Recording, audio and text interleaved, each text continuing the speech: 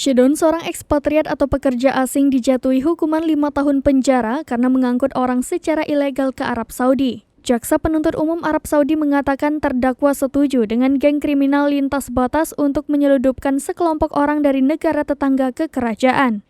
Kemudian dia mendapat imbalan $4.000 atau sekitar 60 juta rupiah. Ia ditangkap dan telah dirujuk ke pengadilan untuk diadili. Kantor Kejaksaan Umum mengajukan keberatan atas putusan tersebut, di mana menyerukan hukuman yang lebih berat bagi terpidana, seperti dilansir Saudi Press Agency atau SPA pada Rabu 21 September 2022.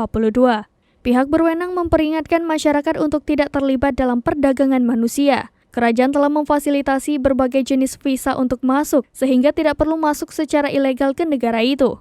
Jaksa penuntut umum bersumpah akan mengambil tindakan hukuman berat terhadap mereka yang mengangkut ilegal, termasuk warga negara yang memberi mereka tempat berlindung atau memberikan bantuan dan layanan apapun.